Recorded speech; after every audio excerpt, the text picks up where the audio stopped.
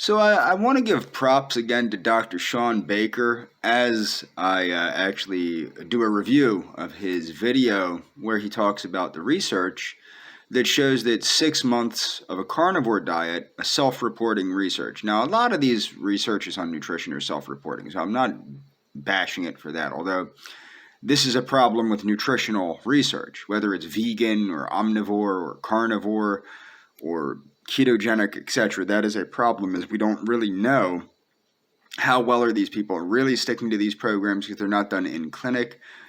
In my opinion, you should lock the people down and research them like that. But the thing is, the LDL did go up. For 6 months, there was health benefits, not adverse health reactions, but the LDL did go up. That's for 6 months, which is a short study. And a lot of people know that I'm a big fan of the Atkins diet. In fact, I'm on the Atkins diet right now. I'm on a vegan version of the Atkins diet called the Eco Atkins diet. And I recently did a video on the fact that eating a and the link will be in the description. I'm also leaving, of course, a link to Dr. Baker's video, and I'm leaving a link to the research that Dr. Baker cited. And I'm going to leave links to the fact that, meat and eggs especially, but meat and eggs increase all-cause mortality risk by quite a bit. And then you have, of course, dairy is a little different, although I don't eat dairy. Dairy seems to actually be inversely associated with mortality. But the thing with dairy is, and I'll get into that in other videos, well, maybe I will do other videos, maybe I won't, about the health risks posed by dairy. But dairy does seem to be inversely associated with all-cause mortality, but a lot of that's done with fermented dairy is what that shows, and they kind of lump everything together. So a lot of the research is somewhat cheating, I think. But what I want to get the result they want for the dairy industry, I think, in some ways. But also what one has to understand is eating plant protein, whether the plant protein is soybeans or soy products, or whether the protein is beans like regular legumes, or whether the protein is whole grains. Soy, beans, and whole grains are all associated with improved longevity, improved lifespan, okay? So what I want to point out is, why do I think the carnivore diet, now remember, I'm not a doctor, I'm not a scientist, I'm nothing like that, but why do I think that the carnivore diet shows, at least in the short term, health improvements, and it probably actually does in the long term compared to something like the standard American diet? And why? Why would the carnivore diet do that?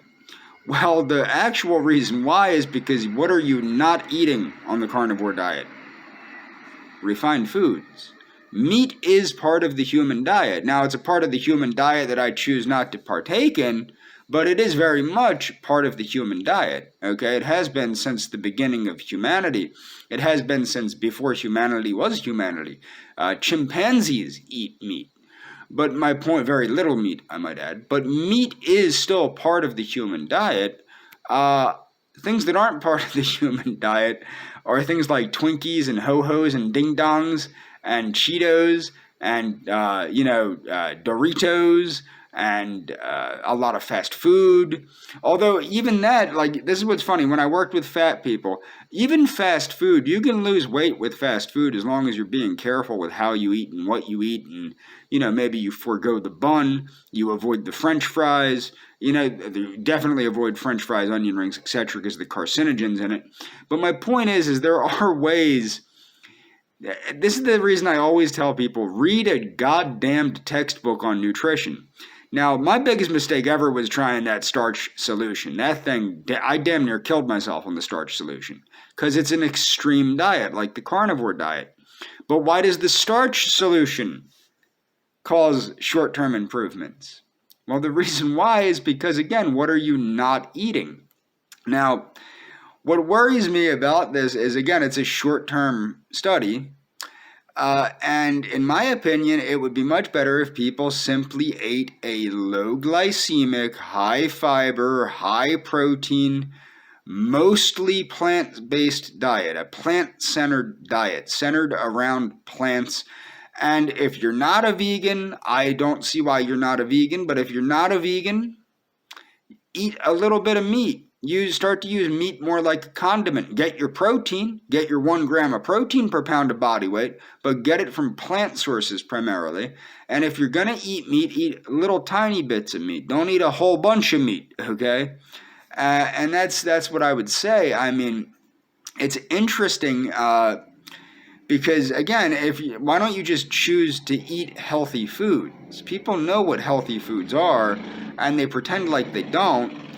And I think the biggest reason, again, and this is the thing, like Dr. Atkins pointed out, the Atkins diet to me is genius. The Atkins weight loss diet is genius, and it works. From a health standpoint, like as a former personal trainer, I'm not a doctor, I'm nothing like that. From a health standpoint, a purely health standpoint, I couldn't see anything wrong with going on a ketogenic diet for 2 weeks for most people, like the Atkins diet. I don't see anything wrong with going on a carnivore diet necessarily for 2 weeks, although I think you're going to have some gastrointestinal issues out the wazoo, like constipation and things like that, because that was a number one problem when I was doing my weight loss group. When I was telling people to go on the Atkins diet if they were severely morbidly obese, their number one concern was they couldn't go to the bathroom. They couldn't make a bowel movement. And the reason, of course, is because they're not eating the vegetables that are on the Atkins diet. They're consuming meat and cheese and things like that, but they're not consuming the vegetables that are on the Atkins diet. And that's a big problem, okay? I don't see necessarily anything wrong with going on a carnivore diet for, say, 2 weeks, as long as you're getting fiber from somewhere, but is that really a carnivore diet? And that's one of the problems I have with the self-reporting. As you will notice with carnivores, the people that follow the carnivore diet, like when what's his face there? Frank Tufano was following the carnivore diet. He was still using spices. He was still using like black pepper and different things like that, which have very important phytochemicals like piperine and things like that that are essential for health. They're not considered essential, but you need these phytochemicals, what are called vitamin P, or should have been called vitamin P years ago, and you need them for a healthy operation, as Dr. Wallach points out with the 90 essential vitamins and vitamins, minerals, amino acids, the 90 essential nutrients. Like Dr. Wallach points out, you need phytochemicals, you need bioflavonoids, you need these things. And you get these from spices. In fact, I use a lot of spices. I follow a very low carbohydrate diet.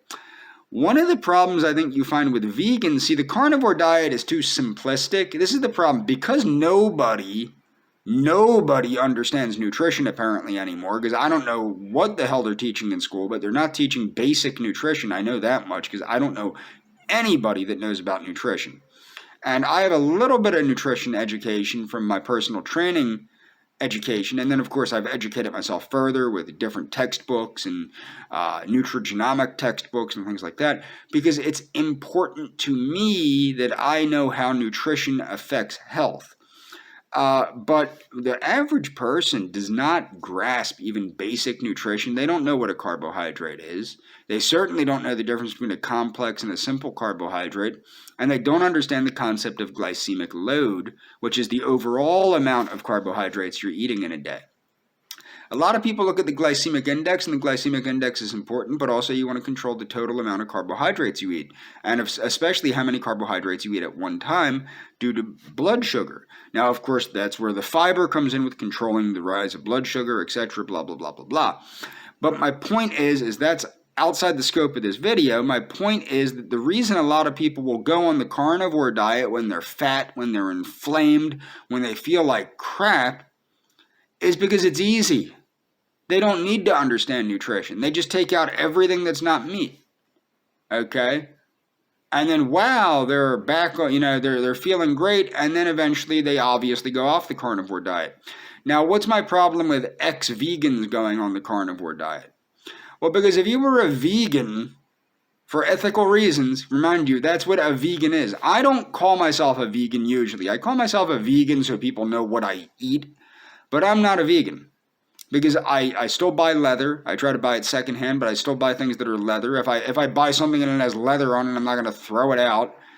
I take medications that are tested on animals. I'm not necessarily against animal testing. I think it's a necessary evil at this time. So I don't meet the ethical considerations of a vegan, but ethics is the reason I went 100% plant-based. Okay. So people will go, well, I'm a vegan and now I'm a carnivore. If you can switch from vegan to carnivore at the drop of a dime, you were never vegan to begin with. You were 100% plant-based, like I am. Okay? Let's get that straight. I switched to a 100% plant-based diet for ethical reasons, and that's why I follow it. But if you're able to go, oh, I'm just I'm a I'm a carnivore now because that's I was having inflammation issues from plants, which is very far-fetched. But my point is, you're not a vegan to begin with if you can switch from one to the other like that so quickly. Now, why do I have a problem with a lot of these extreme diets, whether it's a fruitarian diet or a carnivore diet or a starch diet or whatever crazy extreme diet people are following, which shows that my in defense of the USDA diet, I really have to make that. But it shows that people that do not grasp nutrition will do these extreme diets regardless of the potential health concerns or the potential discomfort, etc. Do I think the carnivore diet has the potential to be healthier than the standard American diet? Actually, yes. That's how sad the standard American diet is. I actually believe the carnivore diet does have the potential to probably be healthier in the long term than the standard American diet. Do I think it's healthier than the Eco Atkins diet, a 100% plant-based Atkins diet? Absolutely not. Absolutely not. Because I would assume that the Atkins diet is healthier than the carnivore diet, and we already know that the Eco Atkins diet is healthier than the Atkins diet.